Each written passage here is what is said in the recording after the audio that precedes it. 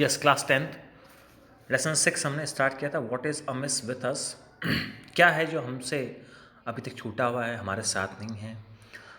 तो यहाँ इस टॉपिक में हम डिस्कस कर रहे हैं उन कुछ सोशल एवल्स को, कुछ सोशल प्रॉब्लम्स को, कुछ सिविक सेंस जो हमारे अंदर नहीं है, कुछ इलीगल जॉब्स जो आप और हम जाने अनजाने करते हैं, उन सब के बारे में हम डिस्कस कर रहे हैं यहाँ पर। तो लास्ट वीडियो जो था हमारा, वहाँ हमने सबसे फर्स्ट रैंक पर हमने पढ़ा इंडियन इंटेलेक्ट कौन है, कैसा है हमारा, और सोशल बिहेवियर, सिविक सेंस कैसे है, नॉइज़ पोल्यूशन के बारे में पढ़ा हमने। फिर जो हम ट्रैवलिंग करते हैं पब्लिक ट्रांसपोर्ट में, उनके बारे में पढ़ा हमने। अब उसी में आगे हम पढ़ने जा रहे हैं। पेज नंबर 78 पर सबसे फर्स्ट पैराग्राफ वो क्या है जो देखें। In spite of statutory warning smoking is injurious to health. Legally हमें कानून के तहत वार्निंग्स दी गई हैं कि धूम्रपान करना सेहत के लिए हानिकारक है। We do not notice any slump in the sale of cigarette और बीडीज। और हम नोटिस भी नहीं करते हैं जो स्लम्प लगा हुआ होता है। जनरली हम लोग देखते हैं कि वो कैंसर का एक सिंबल उसमें दे रखा होता है, लंग्स बने हुए होते हैं जिनमें वो एक क्वेश्चनरी हमें रिप्रेजेंट करता है। कि सबसे बड़ी बात होती है ये कि जो उस चीज़ को बेच रहा है, यानी जो भी ऑनर है उस चीज़ को जो बेच रहा है, वो भी हमसे कह रहा है कि वो स्वास्थ्य के लिए हानिकारक है, फिर भी हम उसे खरीद रहे हैं। सबसे बड़ी बेवकूफ़ी तो हम वहाँ दिखाते हैं। The pity is the smokers in their over enjoyment do not think of the people around them. और सबसे बड़ी बात यह है कि जो लोग स्मोकर्स जो हैं, जो धूम्रपान करते हैं, वो अपने एन्जॉयमेंट के चक्कर में ये भूल जाते हैं कि लोग उनके इर्द गिर्द ही हैं, उन्हें कितना नुकसान हो रहा है उसके तहत। जो धुआं वो अपनी सांसों में ले रहा है, साथ ही साथ कहीं ना कहीं कुछ हिस्सा जो उनकी सांसों में भी वो जाता है। Sometimes the surrounding become unfit for breathing. कभी कभार जो सराउंडिंग्स हैं बिकम वो अनफिट हो जाती हैं फॉर ब्रीथिंग के लिए। पैसिव स्मोकिंग कॉजेस मोर हार्म। ये भी कहीं ना कहीं बहुत हार्मफुल होती हैं। पैसिव स्मोकिंग माने कि आप नज़दीक बैठे हैं, कोई स्मोकर है उसके नज़दीक बैठे हैं, अब वो स्मोकिंग कर रहे हैं लेकिन कुछ हिस्सा जो धुएं का वो आपके अंदर भी जा रहा है, तो वो कहीं ना कहीं एक नुकसान देता है आपको। That is called your passive smoking. अब ट्रैफिक सेंस के बारे में हम बात करते हैं, वो क्या है। We take roads as if they were specially meant for us only. We take roads, हम सड़कों को लेते हैं, as if they were specially meant for us only, हम ये मानते हैं कि वो केवल हमारे लायक ही हैं। Violation of traffic norms and driving rashly are considered signs of gallantry. अब जो भी वॉयलेशंस होता है ट्रैफिक्स का, जो हम माने वाहनों की जो आवाजाही है उसको हम मान लें, ड्राइविंग रशली, बड़ी ही तीव्र गति से वाहनों को चलाना, are consider sign of gallantry. Gallantry बोलते हैं जो हम कहना चाहें एक ऐसे सडन और बैड इवेंट को जो कारण बनता है डैमेज का, लाइफ का, प्रॉपर्टी का। दो वैन रिक्वायर्ड, जब भी रिक्वायर्ड होती हैं, जब भी आवश्यकता होती हैं, such gallants prove to be the worst cowards. ये गैलेंट्स जो हैं प्रूव हो जाए तो बी वॉर्स कावर्ड्स, कहीं ना कहीं बहुत कायरताओं को रिप्रेजेंट कर देती हैं। क्योंकि कुछ लोग होते हैं जहाँ उनका ये मानना होता है कि वो अगर गाड़ियों को तेज चलाएं तो वो एक तरह का ब्रेव शो करते हैं, अपनी एक ब्रेवरी शो करते हैं, अपने आप को साहसी प्रतीत करते हैं वो लोगों के सामने। स्पेशली कौन, the modern youth take pride in driving at great speed. जो मॉडर्न यूथ हैं ये कहीं ना कहीं एक तीव्र गति में वाहनों को चलाने में अपना एक गर्व सा महसूस करती हैं। They ignore the basic norms of driving such as how and when to overtake a vehicle. वो इग्नोर करते हैं उन बेसिक नॉर्म्स को of driving such as how, कि कैसे ड्राइव उन्हें करना चाहिए, वैन टू ओवरटेक उन्हें करना चाहिए किसी व्हीकल को, when to take a turn उन्हें करना चाहिए, ओबिंग द ट्रैफिक सिग्नल। उन्हें बड़ा वो यूँ लगता है कि अरे हम क्यों करें इन सब चीज़ों को।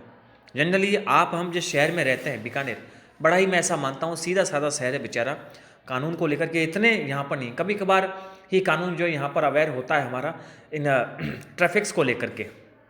लेकिन मोस्टली मेरा ऐसा देखना है तकरीबन 80% जो यंगस्टर्स हैं या फिर जो उनसे बड़े भी हैं, वो कहीं ना कहीं हेलमेट को ये कह कर के ही प्रिफेयर नहीं करते हैं कि यार अपने को कौन पकड़ेगा। हमारे लोगों की सोच बड़ी छोटी है, वो जनरली यही कह देते हैं कि अरे कौन पकड़ेगा अपने को, देख लेंगे कोई पकड़ेगा तो। उनके माइंड में केवल यही है कि हम रूल्स को तोड़ेंगे और हमें पकड़ेगा कौन। वो इसके अच्छे नॉर्म्स क्या हैं उनके बारे में कभी भी नहीं सोचते हैं कि अरे अगर हम कहीं गिर गए तो हमें चोट आ सकती है, हमारे सर पे चोट लग सकती है, उसका नुकसान कितना भारी पड़ सकता है। हमारे साथ जो भी बैठा है, चाहे वो कोई बच्चा बैठा हो, चाहे वो कोई उनका बेटा या बेटी हो, कोई लेडी हो, कोई वृद्ध महिला हो, कोई वृद्ध पुरुष हो, उनके दादा हो सकते हैं, दादी हो सकते हैं, उनको कोई नुकसान हो सकता है। इन सब बातों को वो कभी भी नहीं सोचते हैं, वो नज़रअंदाज करते हुए चलते हैं। Keeping the vehicle in order and smokeless, है ना। Keeping the vehicle in order, उन्हें एक ऑर्डर में रखना, स्मोकलेस, धुएं से रहित रखना, क्योंकि जनरली लोग खड़े होते हैं किसी लाइन में तो वहाँ व्हीकल्स को अपने ऑन ही रखते हैं, साइलेंसर से धुआं निकलता ही रहता है, driving in a proper lines etcetera. The result in danger to life, और परिणाम ये होता है कि जीवन खतरे में आता है। It affects them as also the others moving around, वो उस पर प्रभाव डालता है उन लोगों पर भी जो उसके इर्द गिर्द होते हैं। In fact, the movement on roads has become so dreaded and unsafe that affect the nervous system of many a sensitive being. In fact, जो मूवमेंट होते हैं रोड्स पर वो एक ड्रेडेड और अनसेफ बनता जा रहा है। ये इफेक्ट डालता है नर्वस सिस्टम पर, जो भी सेंसिटिव बींग्स हैं, जो संवेदनशील मनुष्य हैं, उन लोगों पर। God knows what calamity may happen the next moment, भगवान जो वो जानता है कि किस तरह की कैलेमिटी जो है, कैलेमिटी जो हम कहना चाहें आपदाओं को कह लें, कि वो जो आएंगी किस तरह की कैलेमिटी जो वो आ सकती हैं, जो हम माने यहां पर नेक्स्ट मोमेंट, अगले ही क्षण, may happen the next moment. The pity is there is no control और any such things. Pity is there, वो ये यहां पर कि no control on such a things, कि इन चीज़ों पर कोई भी नियंत्रण नहीं होता है। Most of the vehicles emit smoke to make the surrounding unfit for living beings. Mostly जो व्हीकल्स हैं फैलाती हैं धुएं को to make the surrounding unfit for living beings, कि लिविंग बींग्स हैं उनके लिए वो क्या कर दें, इसको अनफिट कर दें। People play their vehicles overloaded with every possible risk of causing an accident. लोग जो है अप्लाई कर लेते हैं देयर व्हीकल्स पर ओवरलोडेड, कि बहुत सा सामान जो उन्होंने लाद लिया हो, every possible risk of causing an accident, वो हर संभव कोशिश कर लेते हैं, जितनी एक्सीडेंट की, जितनी दुर्घटनाओं की होने की संभावनाएं होती हैं वो सारी की सारी। They overtake other vehicles the way they want, setting a not the basic traffic rules and thus playing with the lives of innocent people. वे कहीं से भी जहां मन मर्जी उन्होंने व्हीकल को टर्न कर लिया है, ओवर टर्न कर लिया है, और बेसिक ट्रैफिक रूल से उन्हें ब्रेक कर दिया है, केवल और केवल किस लिए, अपने एंजॉयमेंट के लिए। और इस प्रकार से वो मासूम लोगों के जीवन के साथ खिलवाड़ करते हैं। कहीं ना कहीं जरूर कोई इंजर्ड होगा, किसी न किसी को चोट आएगी।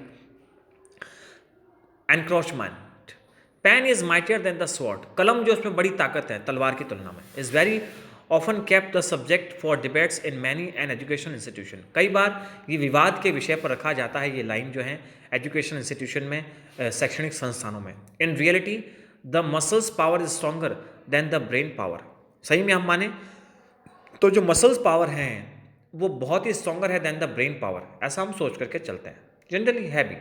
And it has been so since aeon, और इयॉन का मतलब होता है अ लॉन्ग पीरियड, जो हम कहना चाहें एक लंबे समय से, a very long period of time, एक लंबे समय से ऐसा माना जा रहा है। Generally those with muscle power are uncivilised, generally हम माने कि वो लोग जो मसल पावर के साथ हैं वो उन्हें अनसिविलाइज माना जाता है, कि उन्हें ज्ञान नहीं है किसी भी तरह का, सिविक सेंस उनमें नहीं है, सामाजिक प्राणी वो नहीं है। They consider public property their own, public property को वे खुद ही अपना मान लेते हैं। Making a small beginning they grab what ever maximum property they can in course of time. Making a small beginning, शुरुआत जो वो करते हैं छोटी, दे ग्रैब करते हैं वॉट एवर मैक्सिमम प्रॉपर्टी, जितना मैक्सिमम प्रॉपर्टी वो ले सकते हैं अपने साथ, they can in course of time, thus snatching the rights of civilise and law abiding citizens. इस तरह से वो स्नैचिंग करते हैं, छीनते हैं जो राइट्स हैं सिविलाइज और लॉ अबाइडिंग सिटीजन्स जो हैं उनको। The footpaths on both sides, the footpaths on both sides of the road become their property where they may slip, जो फुटपाथ है on both side on the road पर become their property, वो उनका कहीं ना कहीं प्रॉपर्टी समझ बैठते हैं, वो अपना वो अधिकार मान बैठते हैं, अपनी संपत्ति मान बैठते हैं। वेयर दे में स्लिप, जहाँ वो सोते हैं, इंस्टॉल देयर शॉप्स और मेक देयर ड्वेलिंग्स, और अपनी शॉप लगा बैठते हैं वो, कहीं ना कहीं अपना ड्वेलिंग स्टैब्लिश कर लेते हैं वो। In the name of religion they may occupy certain area even on the main road to meet their selfish end. हम माने in the name of religion, धर्म के नाम पर हम देखते हैं उन्हें जनरली कि वो ऑक्यूपाई कर लेते हैं कुछ स्पेस को। किस तरह से, कि कहीं कोई छोटा सा पत्थर उन्होंने लिया और ऐसा कह दिया गया कि अरे ये तो भैरव जी हैं, भैरव जी की स्थापना कर दी गई। कहीं ना कहीं कोई एक छोटी मूर्ति ले आए और उसको इस्टेब्लिश कर दिया, कह दिया कि अरे यार ये तो माता रानी है हमारी।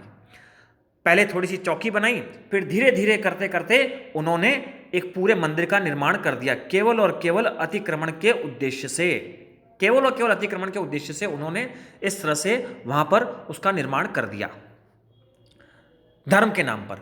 अब जब कोई भी सरकार आती है या कोई आस पड़ोस का ऐतराज कोई उठाता है तो वो उनसे कहता है कि ये तो माता रानी का मंदिर है, ये शनिश्चर भगवान का मंदिर है, ये तो शिवालय है. Some people try to encroach upon public property after constructing houses shops on their purchased piece of land by way of putting stairs or laying gardens or making sitting arrangement outside their marked boundary. कभी कभार लोग जो हैं हम माने encroach करते हैं public property पर after constructing houses shops on their purchase piece of land by weighing off putting stairs और लाइंग गार्डन्स और making sitting arrangement outside their marked boundary. हम देखते हैं घर तो बना लिया उन्होंने, लेकिन फिर वो क्या करते हैं, किसी चौकी का निर्माण कर देंगे. कोई चौकी बना दी उन्होंने. Who is there to check and through their design. Who is there to check, कौन है जो उन्हें रोकता है, थ्रॉफ देयर डिजाइंस. थ्रॉफ हम माने यहाँ पर इस वर्ड मीनिंग में मैं आपको बताऊं तो stop from what to they want to do. किसी एक व्यक्ति को रोकना जो वे चाहते हैं करना उससे, उसका मतलब थ्रॉफ से होता है. None a small beginning made undrate grow into a big menace to all other except to those doing so. menace हम माने threat या obsolete, out of date जो हम माने धमकी से मान लें, डराने से मान लें. A small beginning शुरुआत वो करता है made undrated grows into a big menace to all other except to those doing so. Next इसका पोर्शन है क्लीनलीनेस. इसे हम अपने नेक्स्ट पार्ट में देखते हैं. यहाँ तक का portion. Thanks a lot class.